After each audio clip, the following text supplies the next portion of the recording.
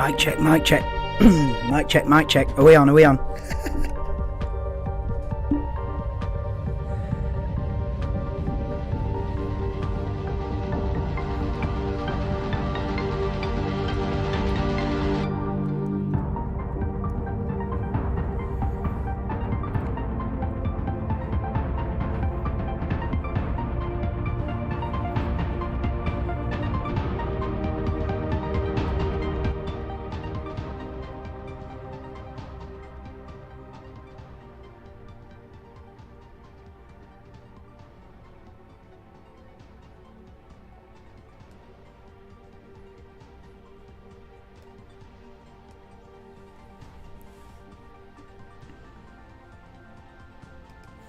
Hello and a big welcome to the channel. I'm the Motorsport Madman and this is Friday Practice 1 ahead of the 2022 Spanish Grand Prix. The cars are already on track, but before we do get into it, if you are a Formula 1 fan, please do consider subscribing to the channel because I'll be live for every single qualifying and race from the 2022 Formula 1 season.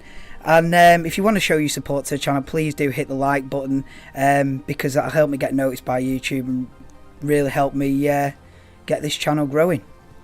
So how are we doing? Ryan Tune is in. Yes lad, how are we? Can you hear me? I had all sorts of problems yesterday, but hopefully today. Let's get the live timing on then. Live timing is on. Yes Tax, how are we bro? How are we liking the setup for Barcelona? Hey, better every week like I say. Yeah, live timings on this side, as I've had for weeks anyway, and then the current standings on this side. So yeah, how am I doing? I'm alright, me Ryan. How are you, bro? Let me get these on so we know what's going on. Well yeah, first proper session and big races. All the teams be bringing major upgrades here. You know, we've seen the Aston Martin, completely different car. Aston Martin have basically come out of the garage with a green Red Bull, which is, I mean, they've done it before that team though. Was it 2020? They come out with a pink. They come out with a pink Mercedes, didn't they? That team. So they've been known for copying before. Yeah, you can hear me. All good, all good. Let me. I'll turn that music off now. Well, I can have it. I could have it just quiet like that, I suppose. Well, yeah, first practice session.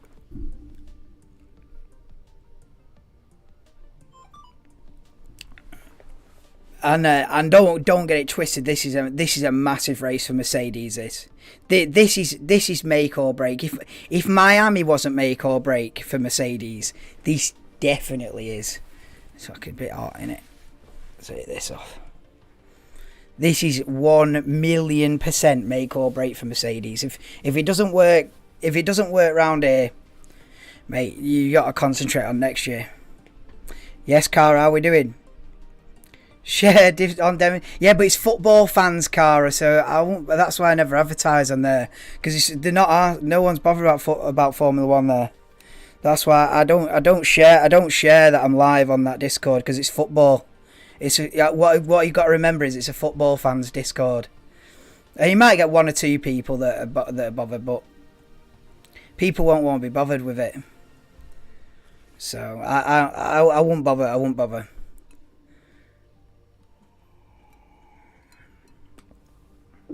If it was football related, oh mate, I'd be advertising on there every time. Like if it was doing like a football review show or something, I'd be like, yeah, get it in Denver's Discord, innit? Get you know, everyone's into football, but it's totally unrelated. People don't give a damn. People don't give a shit, do they? It's like if someone was doing like a video on like golf or something. PGA Tour Watchalong. Yeah, you won't put it in Denver's Discord. But yeah, and there's three drivers, well, two drivers making the debut here in FP1. Nick De Vries, who drives for Mercedes Formula E team, he's making his Formula One debut, and it's just a practice session. But I'm glad they're giving him a run out. Williams are giving Nick De Vries a run out in FP1. And then we've got Yuri Vips, who's taking over Sergio Perez's car in this first practice session. A Red Bull young driver in Formula 2. And also Robert Kubica getting a run out. He's obviously at the other end of his career. But yeah. 3 drivers getting a run out. What are we saying? How are we? Yes, Ernesto. Should make your own Discord. Oh, eventually I will, Car. Eventually I will. Well, once I've got things like up and running where we've got like other people coming in that don't know me, because like at the moment the only people that are on are like people that know me from Denver's, but like eventually over the next few months, I mean it might take till next year, hopefully, you know, we get people that don't even, just random people that don't know me from that, you know, get my own like community building up. It might take a couple of years, but then I can start like doing stuff like that. But then we'll be proper up and running. Who else is in? Share loads in there. Didn't know it's just football. Well, yeah. I mean, yeah. It's just I won't want to bombard like people with that every day. You know what I mean? That are not interested. I will. The thing is, Cara, is right. Is I've had a lot of like teething issues because I'm just getting going. I've incurred a lot of problems. Like, I don't know if you've seen the preview yesterday, but that I was on mute. There was some microphone settings, so like I've got issues. Then the race before that in Miami was absolutely unwatchable. Like the green screen was just flickering for the whole like 2.5 hours. That was unwatchable. So it's like I want to get to a point where the videos and the streams are like 100% stable. There's no technical issues. Do that for 2 or 3 months where there's no technical issues. The audio's fine, the visual's fine, the graphics are fine. And then start advertising, then start going on Twitter. Boom, check this out. Boom, check this out. And, you know, well, once we're stable, once we're proper stable, yeah. Sound and green screen probably get this is it. So once I've ironed out the problems, then I'll put more effort onto try to promote it then. But like, there's no point in like me like try to heavily promote it and then people come in thinking, all right, I'll check it out. Well, they might think, oh, I'm not really into it, but I'll have a look. And then I'm on mute or the green screen's going berserk. They'll just be like, they'll never come back again. So it's like I want to get it to a stable point where when new people come on, then they go, oh, hang on a minute, this guy knows what he's on about. This is all right, this. And then they stick, then it'll stick then.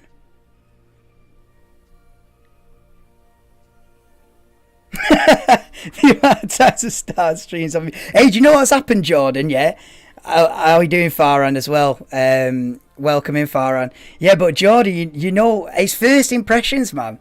Once things are stable, then I'll properly advertise and like try and promote it. But I've got to have a few, I reckon, like a couple of months where everything's stable. There's no audio issues, no technical issues. You know, I'm not sat there on mute for 15 minutes clicking buttons and stuff like that. And then we're on it. But yeah, I was going to say, Jordan, if you can help me out onto why, right? But that preview yesterday, I messed up because I didn't have the audio and whatever, right? But then I did it 10 minutes later, right? I come back on and did the full preview, right? No issues, did the full thing, right? Then last night I get an email from YouTube, don't I? Video has been put to private because I've violated scams. You know the thing, scam, spam, and what's the word? Deception. Yeah, scam, span, or deception. And it's been slung, mate. And I'm thinking, what have I done? Because there's no spam. There's no. But mate, it is a joke. Do you know, Jordan, what can trigger that? Because it's not a copyright strike. It's not like an F1 team's gone, nah, you can't use my logo or something like that. It's not a copyright thing. It's a deception one, a scamming one. What's that about? You know what I mean? A proper random. That was like deception. And the only conclusion I can come to is that they've picked me up on the spam thing, maybe because I went live with that thumbnail, with that title, with that description. Then I come off 10 minutes later, and then 10 minutes after that I went back on again with the same title, the same thumbnail, the same description. And maybe it's just triggered something in the YouTube algorithm that's gone, he's like repeating the same video again. And maybe it's just triggered something that like a repeat thing, like a spam thing. That's the only thing that I can think of. Because potentially that's it, like spamming content. That's what I'm thinking. Because like I come off, because I had literally no audio and I didn't know what was going on. And because you're live, you're sort of like panicking, thinking, oh my God, you're like, your head's scrambled. I know, I definitely got to appeal it, because the amount of effort that goes into them preview shows, mate, is ridiculous. The preview shows the one with all the effort, like the practice sessions and the actual race and that. You just, like, obviously I got my background thing, but I could just comment. I mean, I'm not at the moment just waffling on about this, but I can just comment on what's going on. So it kind of does itself. But the preview, you have to create something out of nothing. So it takes raw effort, and like for them to just sling it off for nothing is just on top of the issues it had. I was absolutely fuming last night. What are we saying? Exactly, that's the ones with the effort. Because you probably know, Jordan, like if you do a city watch along, it sort of looks after itself. Like you just commenting on what you see and you're having a chat with Lewis, whatever. It just flows. Like you're not having to. It just happens. But on a preview thing, you've got to sort of not have a script, but you've got to know what you're going to talk about, or else you just be sat there like. This match is going to be played, and you got to know what you're going to say, innit? So, like the preview thing, mate, that's where all the effort goes. So, I can't have them slinging me. Yes, Jay, how we doing, bro? It's one of the effort. Yeah, Watchalong is just watching football, innit? Like when I do the qualifying or the race, mate, it's just once those lights go out, mate, and the race starts, there is no. It's literally just everything just flows, mate. There's no like I could just waffle about Formula One for 2 hours and not even think about it. So that's not. But when I'm doing a preview show, mate, and it gets banned for like. Deception. Like do you know what I was even thinking? As Leclerc crashed the 1973 Ferrari, and I said it was the 1972 Ferrari, and that's been flagged up as misinformation. But I won't. It's like I'm thinking, what the hell have I done?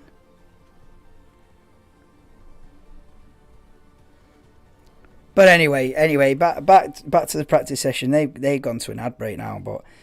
It'd be interesting to see what Yuri Vips can do in Sergio Perez's Red Bull, and also what De Vries can do in. I think he's in for Alexander Albon this session, and then Robbie Kubica as well getting a run out, which is a bit of a random one. I don't really know what they gain from that, unless he's sort of. I think the teams might be contractually obliged actually to run a reserve / young driver in a couple of FP1 sessions during the year. So Red Bull, Williams and Alfa Romeo have chosen this weekend to be the one that they chuck a reserve driver / young driver in. So we'll see how they go. See how Aston Martin go with a brand new, virtually a brand new car. Hear the football. Supergirl from Flash. Just stream the United game. See the United game and see if it works then. Oh no, I'm not doing football, man. I'm not that into it really. I'm not emotionally connected to football like I'm Formula One. Like, I enjoy football, don't get me wrong, like I enjoy it and I watch it, but like I'm not emotionally connected to it. Like if United lose, I'd probably smile because it's more drama, like ooh yeah, it's more dramatic. Well, I'm not arsed. Like, so I couldn't really do football watch-alongs because I wouldn't rage about anything. I wouldn't, it wouldn't, because it doesn't affect me emotionally. But the Formula One, mate, you know, if you've ever seen when a race starts, if I had a heart rate monitor on 30 seconds before the lights go out at the start of a Grand Prix, mate, they would send me straight to hospital. I literally, and it's been like that for 15, 16 years.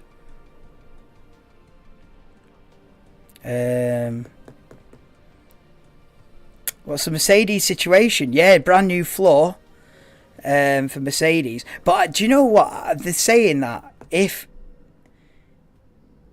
the Mercedes, because they're going to be trying, I think what they're going to do, especially in this session and maybe this afternoon, they're going to be trying one setup.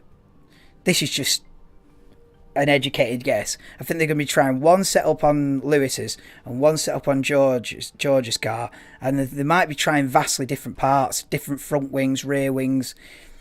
I wonder even if they'll bring back the old side pods that they had in pre-season testing before they went to this no side pod like jelly mold design. They had like conventional side pods. I wonder if they'll even be thinking about going right back to the beginning. But I was saying before, I think this is make or break for Mercedes here.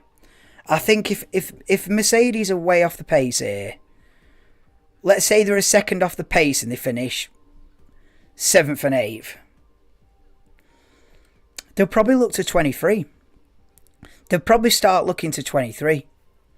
You know, not that they'll write this season off, like they'll still bring developments and they'll still sort of do the best.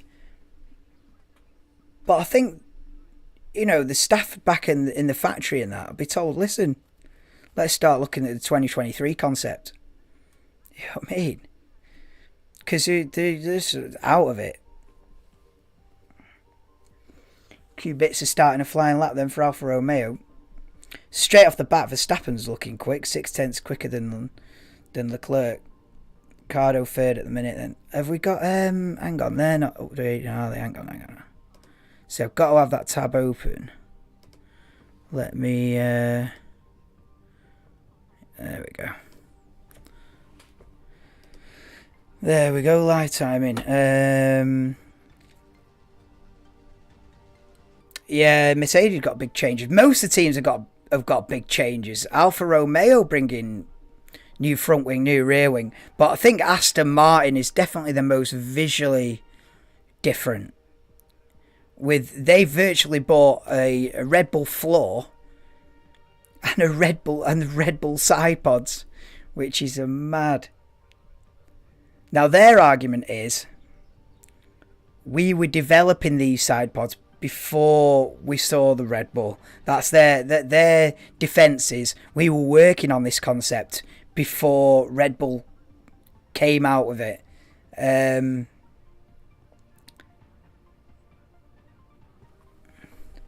just talking about the Aston Martin now, actually.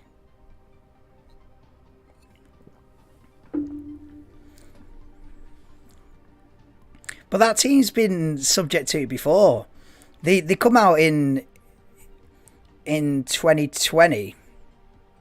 I think it was 2020 because that team was Racing Point, and in 2020 Racing Point come out with a 2019 Mercedes. It virtually copied the previous Mercedes and ran it. Virtually a 2019 Mercedes. They ran it in 2020, painted it pink. Virtually copied everything. So they've been known to do this before. And I'm sure one of the aerodynamicists or technical directors or something for Aston Martin has recently left Red Bull as well. So it's like, add it together, man. Like, you know, Red Bull are going to be protesting this.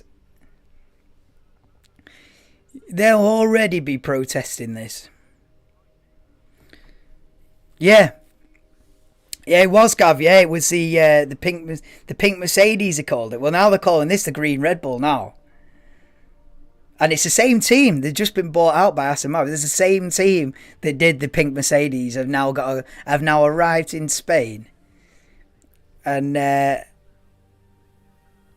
with a Red Bull floor and a Red Bull sideboard. Look at that. That was funny. That the Red Bull guys on the pit wall have got a can of green Red Bull. It must be like some tropical flavour or something. They got flipping can of green Red Bull. I love it. Bit of light-hearted, isn't it? Look at that. Devo's 15th. Looks like it's Devo.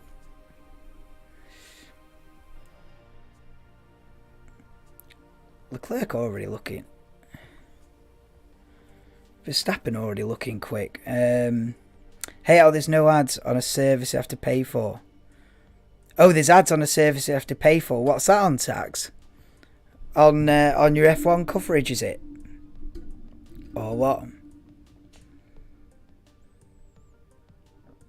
Because they do put adverts in on in the UK on practice, but not in the race. They put adverts in the qualifying as well, but only in between the sessions, so you don't actually miss anything in qualifying. They just put it, but the race, nah. They used to. I remember the ITV days. You know what I mean? Cars would go side by side, and then they cut to adverts. But, what? That's like 2008. That.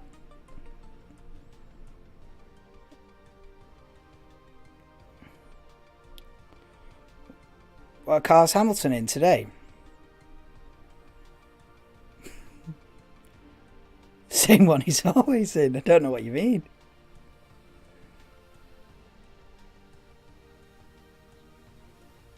But at some point though, Mercedes have got to put a young driver in their car in FP1 though, because I think all the teams are. I think it's a regulation that all the teams have to run development drivers or reserve drivers in at least a couple of FP1 sessions. So eventually Lewis is going to have to give up his car, but no, not today. That's normal, isn't it? Mercedes. But sort of make or break. What do you think about Max Verstappen? Welcome in, Prime Pistol. What do you think of Max Verstappen? Best driver on the grid, I think. Put it this way. You put them all in exactly the same car, Max Verstappen's still going to be at the sharp end. You know what I mean? You can just tell, like, let's say, for example, Nicholas Latifi, right? Let's say there's 20 Red Bulls instead of everyone's different. Let's say there's 20 Red Bull cars or 20 Ferraris, let's say. Everyone's in. Nicholas Latifi's still going to be down the bottom end, innit? It's just the gaps would be smaller. But Max Verstappen is definitely right up there, the sharp end of the. There's a group, I think, of the elite drivers. And that includes Max, Lewis, probably Charles, Lando. I would say Pierre. I mean, Pierre's not really shown it. He's not really had the car. I'd say Pierre's up there in the elites. And then you got a midfield pack. But yeah, Alex Albon, yeah, he's a good, yeah, Alex Albon's good, man. He's underrated, Alexander Albon. So is Pierre Gasly, man. Pierre Gasly's probably one of the best. He's underrated. Esteban, another one, Esteban Ocon. He's underrated. I think you give Esteban Ocon a quick car, he'll surprise a lot of people.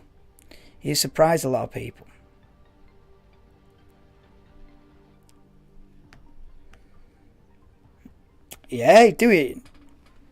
Oh, cheers, Ernesto. Oh, I mean, what colour? I think I missed it. What colour? Oh, the silver. They've gone back to silver this year, the Mercedes. They've had a black car, haven't they, for the last couple of years. They've gone back to the silver arrows paint scheme this year. Oh, hang on. That's not going to be updating again, is it? There we go. Guys doing okay. Yeah,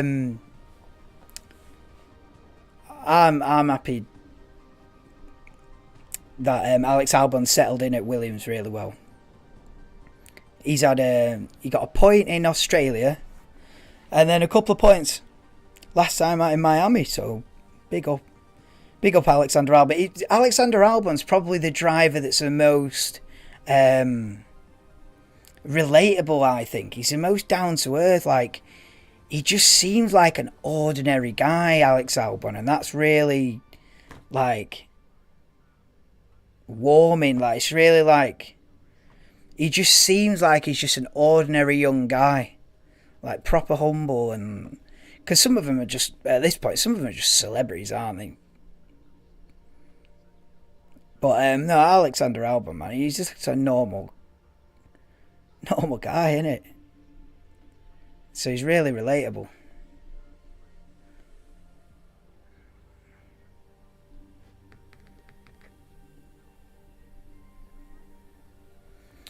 Yeah, Russell up there in P3 at the minute, but I mean they're a second off the pace. Verstappen's like come out of the box in FP1, and straight away gone nearly a second quicker than anyone, and then gone back in the pits.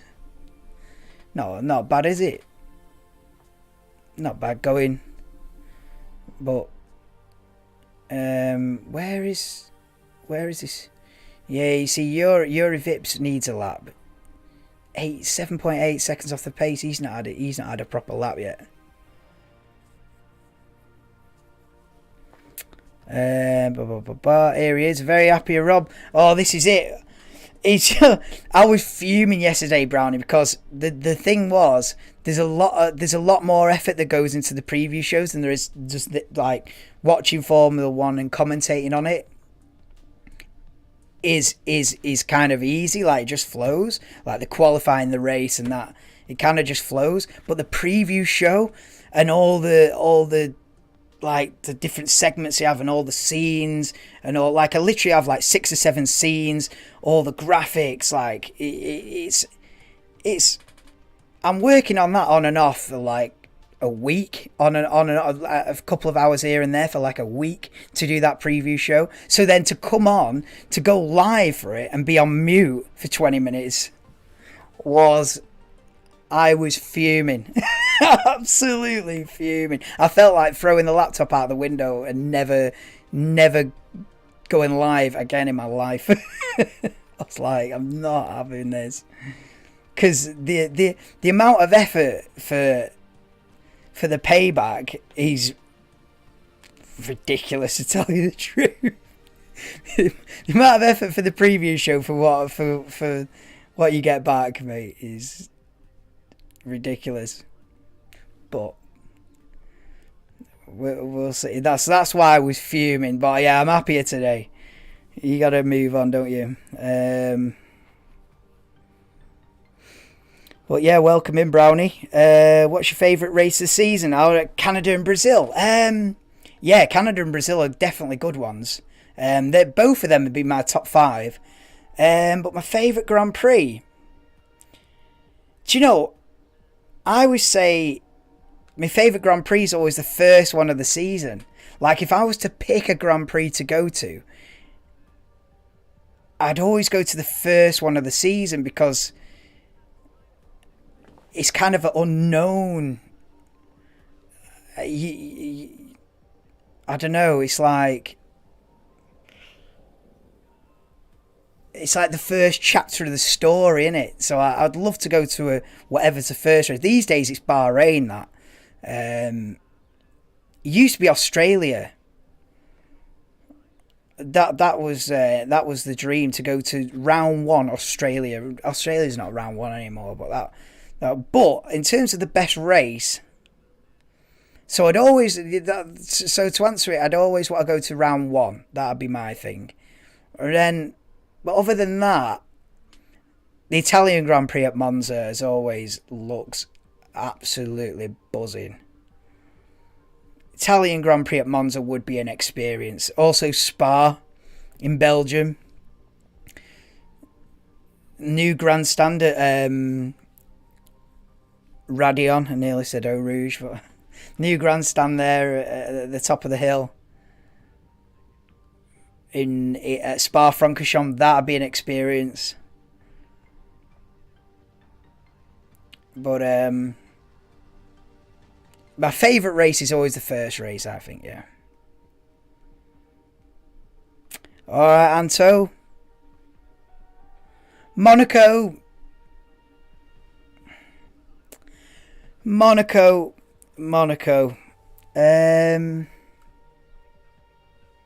Yeah. I said Monaco's a different beast. Monaco's different. It's not really a race. It's more of a... You see, the other Grand Prix, they're racing each other. But Monaco is a different beast. Monaco is the drivers versus the circuit. Monaco is the drivers. It's about concentration, focus. And it's sort of the drivers versus the track. So but Monaco as a race... It's not the one, is it? It's not the one. But Monaco as a spectacle of the driver's skill there's nothing like it. Monaco as a display of the driver's skill is number 1. But Monaco as a race, like as a battle between the drivers. It's not. It's a different. So and the thing is, I'm all about the race between the drivers and the battling out on track. I'm all about that. You know, the side by side action, wheel to wheel. So Monaco appeals to me in a certain way, because if you're in the right place at Monaco, and they're just missing the wall and going through the chicanes at like 130 mile an hour and like just scraping the wall, and yeah, it would be a fantastic spectacle in that way. But your finishing order is a starting order, isn't it? That's the, unless something dramatic happens, your qualifying order is your finishing order. So it's got its pluses and minuses. It's a parade. It's a parade. It's the drivers versus the circuit rather than versus each other. And I watch this sport for them to be against each other. You know, not for a time trial, for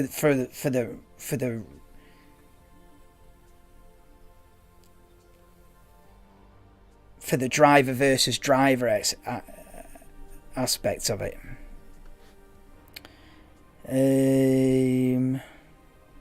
Has Alfa Romeo got a new driver? No, what's happening is Alfa Romeo, Red Bull and Williams are all running reserve drivers / young drivers in this first practice session. All the teams have got to, at some point, at some practice session during the year, have got to run a young driver / reserve driver.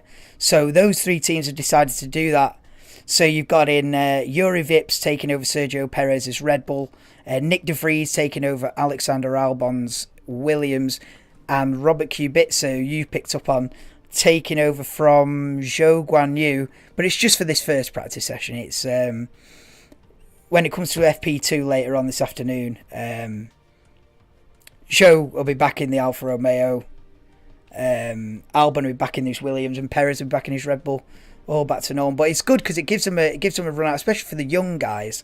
You know, it gives them the first taste of Formula One in a high pressure environment as well, and a full. It's not just on a random test day. It's like in a Grand Prix setting on a Grand Prix weekend. So it's really valuable there. And teams should do it more, to be honest, and to give the young drivers give them a go in it. Because how are they ever gonna gain experience if the teams don't let them have the odd session every now and then? But in the case of Robert Kubica, it is a bit of a weird one because I don't really know what they gain out of that other than satisfying the regulation. But I don't know what you really gain from putting Kubica in the car these days. I mean, he used to be one of the best. But, you know, he had a very unfortunate rally crash in, I think it was 2011. And unfortunately put an end to his Formula 1 career in a way. Under the lights. What's under the lights?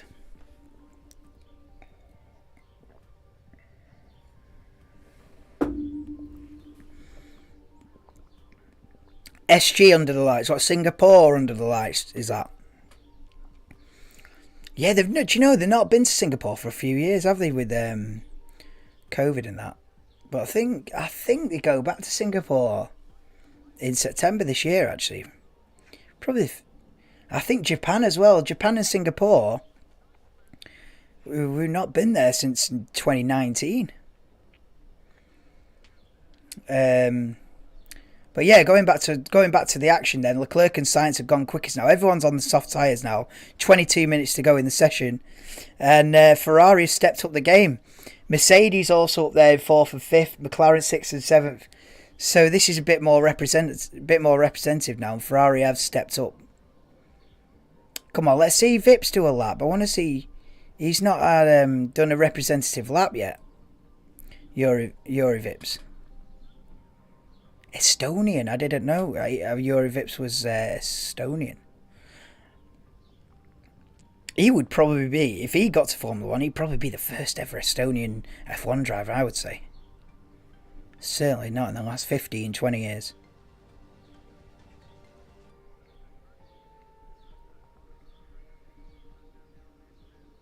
Well, I wish he'd do a lap, though. Yuri Vips is just going round doing, like, aero work and like must be just testing different setup configurations because he's not gone for a proper push lap because he's 10 seconds off. I hope they say to him in the last few minutes, go on then Yuri, we'll take the fuel out and you give it a go, innit? I remember Japan being the last race of the calendar. Yeah, that's sure going back to like the mid-90s there, Brownie, when Japan was the final race. Because in the 2000s they made it Brazil.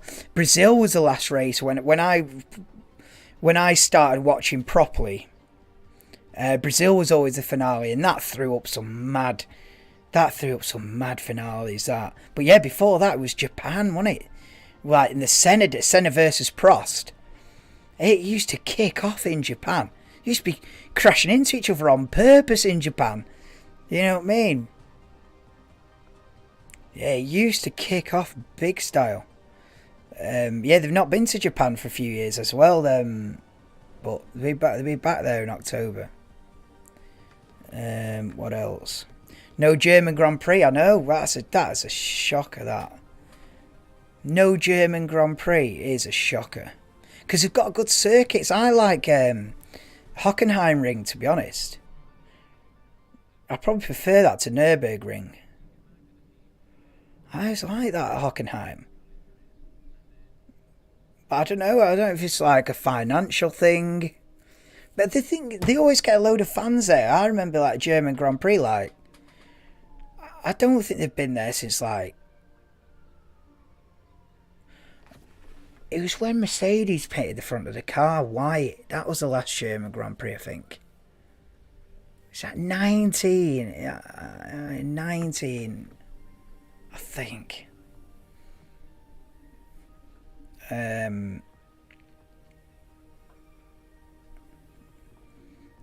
But yeah, it's a shocker that, especially when we're gonna have like 3 races in the US, no German Grand Prix. When you've got Sebastian Vettel out there, 4-time world champion.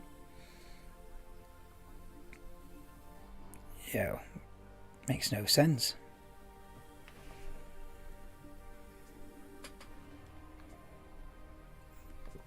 Well, yeah, Leclerc just about quickest from less than a tenth between Leclerc and Sainz at the front. Verstappen just 3 tenths behind. And then come Mercedes 4th and 5th. McLaren's a 6th and 8th at the minute. I tell you what, look at that. Fair play to Nick De Vries. He's going a little bit quicker than Nicholas Latifi. What does that say about Latifi? If someone who's...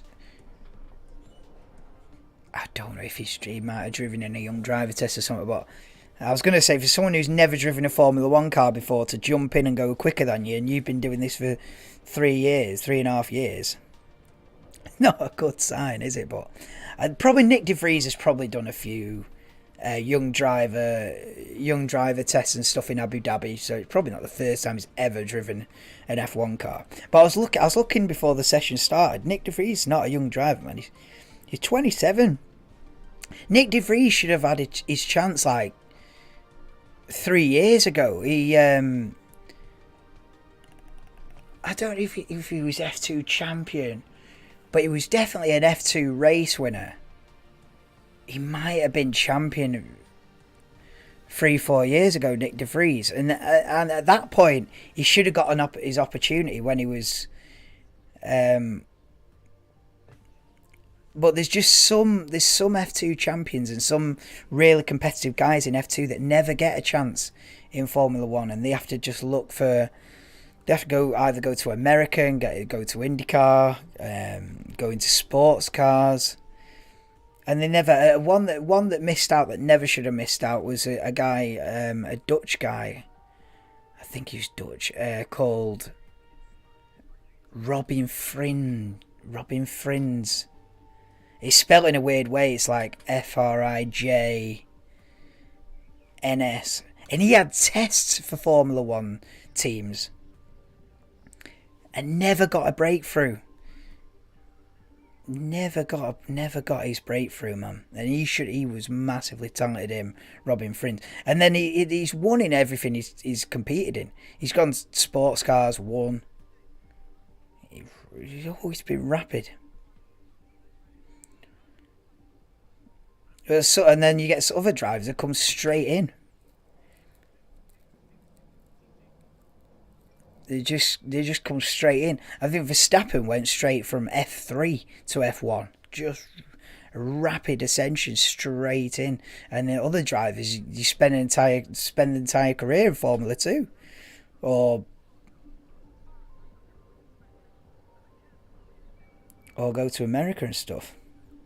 It costs a hell of a lot of money to host a Grand Prix, hence why the tickets are expensive. See why Western countries are thinking otherwise. How can they? Yeah, it is. But then again,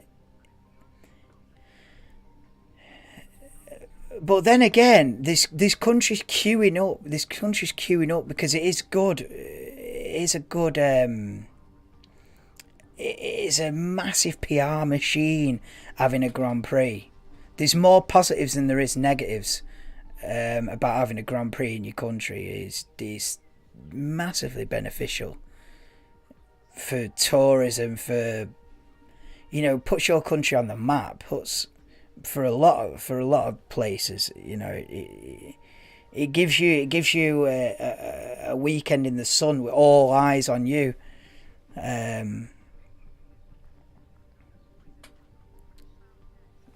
Especially with the reach it has now. But yeah, it would. But it would. I think it would have cost more probably in Bernie's day when Bernie was in charge. It'd have probably been more of a difficult proposition to host a Grand Prix than it is now. I reckon. You know.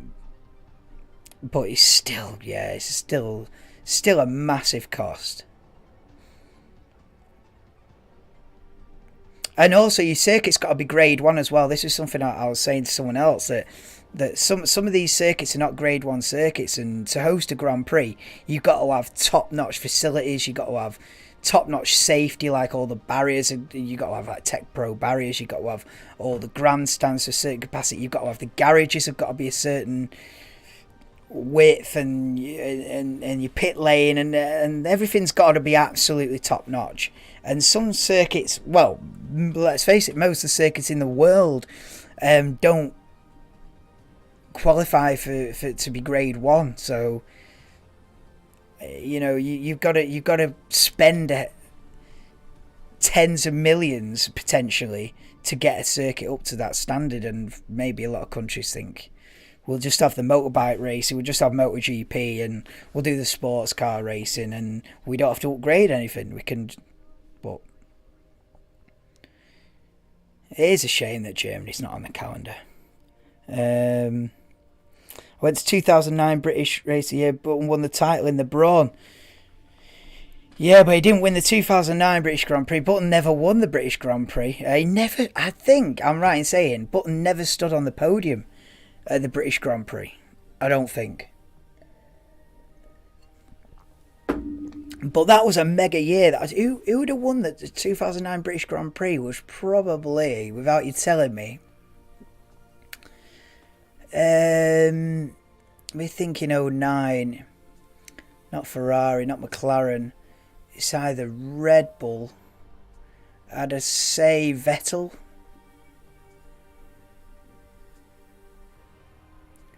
I'd say Vettel, I guess. But yeah, hang on, let me get that off the screen.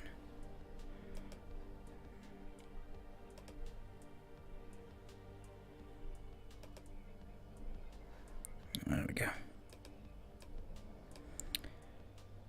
But yeah, 2009 was a mega year.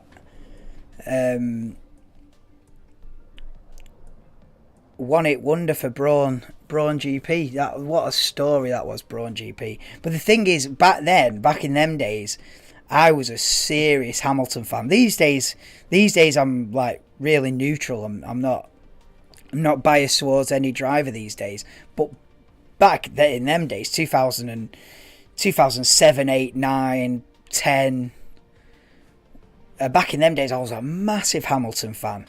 And when everyone jumped on the Jenson Button bandwagon in 2009, I was like, nah, mate. And I stuck with Lewis. And Lewis had a shocking car in 2009. He was lapped and stuff like that. And but I stuck with him. I was like, nah, Lewis all the way. But Jenson had a mega year, didn't he, that year?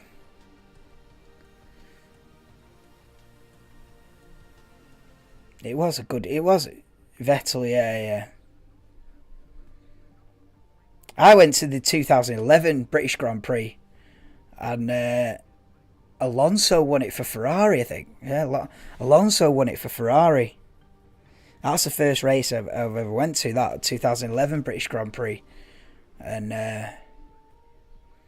Alonso win. And Hamilton and Massa were side by side for 4th place at the line.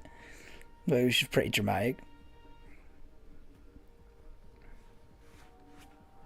But yeah, 10 minutes to go in this FP1 session then. They're working on the Aston Martin. I don't think Vettel's had that many laps. if any.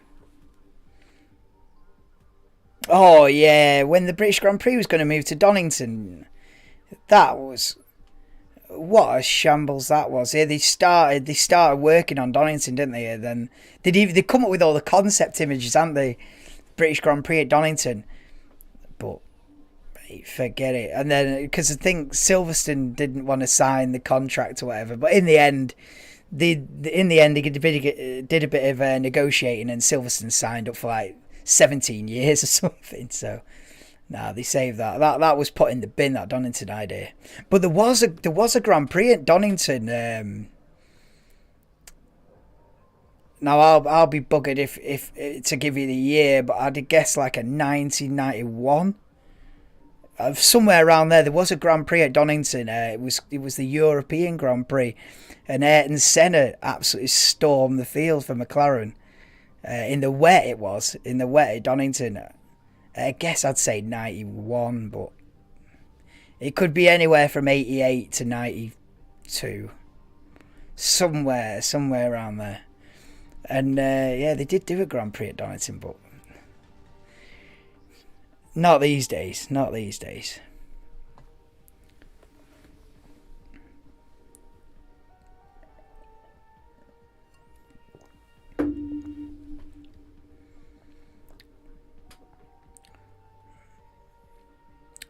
Ferrari 1 and 2. Alonso's popped up there into the top 5 now. Still second off the pace though. I think the top 3 are pretty close, and then I think there's quite a gap to Russell. Russell's another 6 tenths behind. And Alonso, Hamilton. In fact, I've got Alonso getting it. These are my predictions. Hang on. These are my predictions for the Grand Prix. Bear in mind, this was yesterday. This was before any seen anything. I've gone for a Bottas podium, and I've gone a Charles Leclerc DNF. Now, bearing in mind that Bottas is 15th and 2.7 seconds off the pace at the minute, I'd say that prediction might be a bit bold. It might be a bit bold, the Bottas podium. But I was thinking, my thought process was, well, they was quick in Miami, and they bought a new front wing, rear wing. Alfa Romeo for the win. But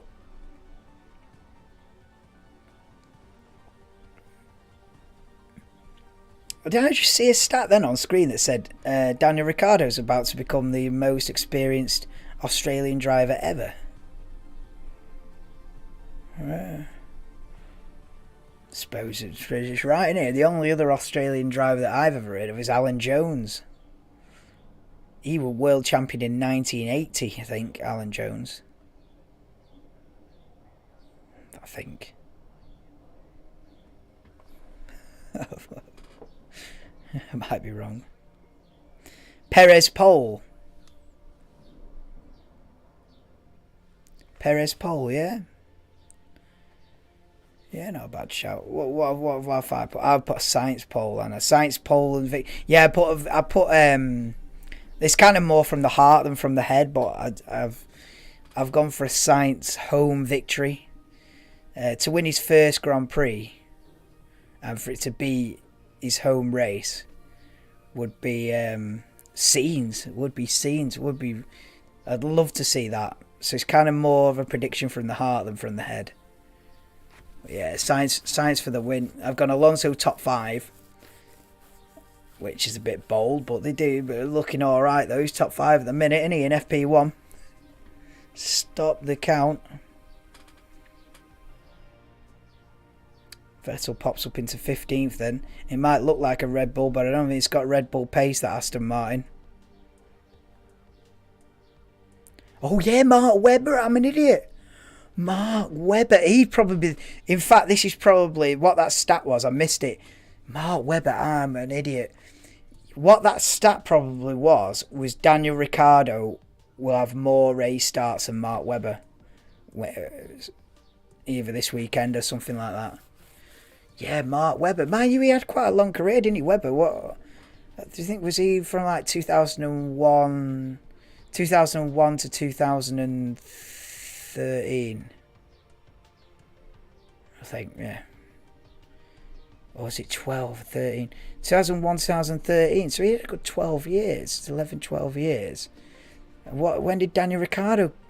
Daniel Ricciardo's from... in fact,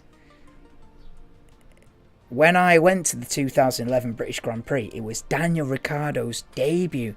Mid-season debut for a team called HRT, who only lasted a couple of years. So Daniel Ricciardo, yeah, so that adds up then. If Webber had like a 12-year career, Ricciardo's coming up for that now. So yeah. Yeah.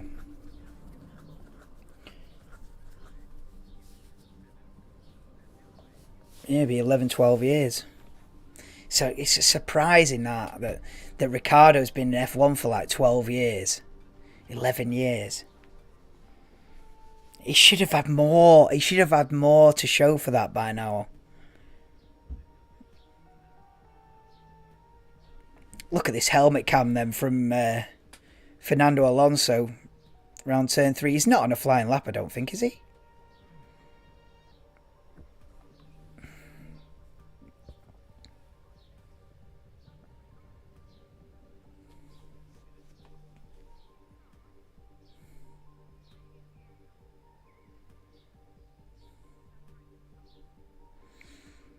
It's a great onboard shot, this. The helmet cam, love it. This is a proper view, this. Forget the T cam, forget the...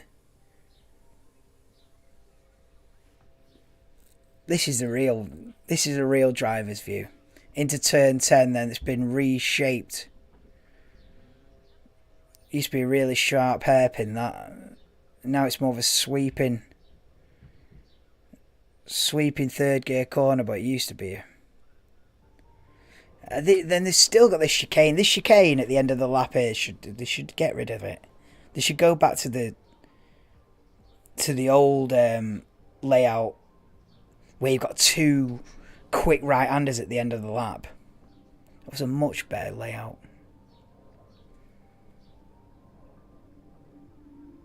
Yeah, Ricciardo took the Red Bull seat in 2014.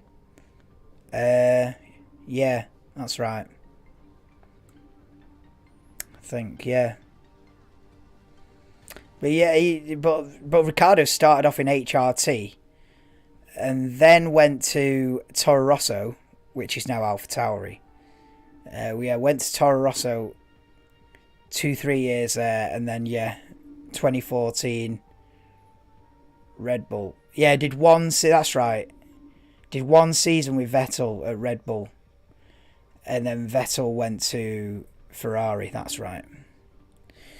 We've got the timeline of Daniel Ricciardo. But then flipping it. So he's been at a few teams, Ricciardo. Then, hasn't he? So he's been. Hang on then, right? So he's been.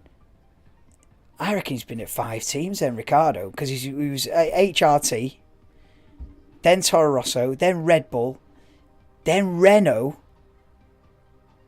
and now McLaren. He's been around the block a bit, hasn't he? He's been around the block.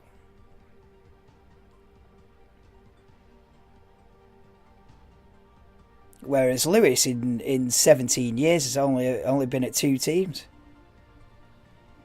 See Porsche and Audi joining F1. Yeah, but it's a bit... I don't know if they're going to be joining... I wouldn't put your money on them joining as full-fledged teams. It'd be more likely to see them join as like engine manufacturers or like in partnership with another team. So for example, you might see Porsche make an engine for Red Bull and it'll be Red Bull Porsche, and Audi maybe will get involved with McLaren, buy into McLaren somehow, because setting up a brand new team from scratch is an incredibly costly, time consuming situation, and it's something that's really rare for those reasons. I think Haas was the last new team on the grid in 2016. You know, it's something that doesn't really happen often. But I'd love to see either Audi or Porsche. Obviously, I'd love to see them come as a whole new team, but I would be surprised. They'd be more likely to be engine suppliers, or might buy a stake in a team or something like that.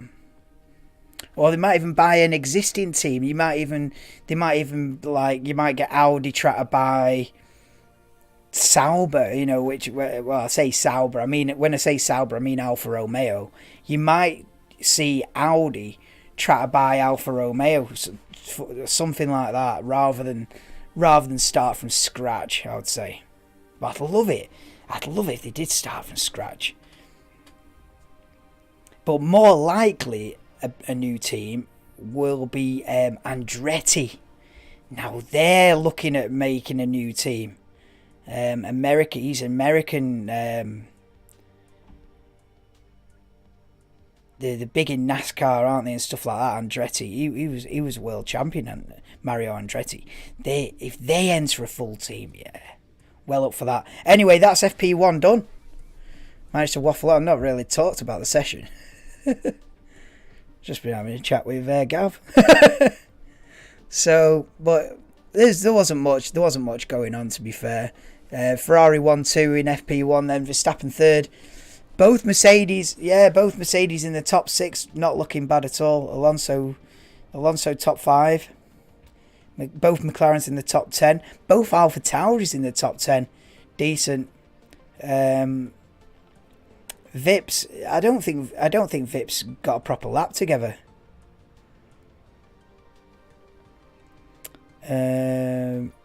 Ricardo Wine arrived this week.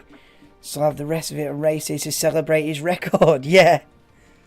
Hey, don't be wasting any more money betting on Daniel Ricciardo. Mind you, I say that now. He'll probably bag a podium now, and you'll be like, Rob, you told me not to. Nah, but anyway, that's it for now. May as well do a FP2 at 4 o'clock, innit? 2 hours. Chat and chill, FP2. They're going to do practice starts.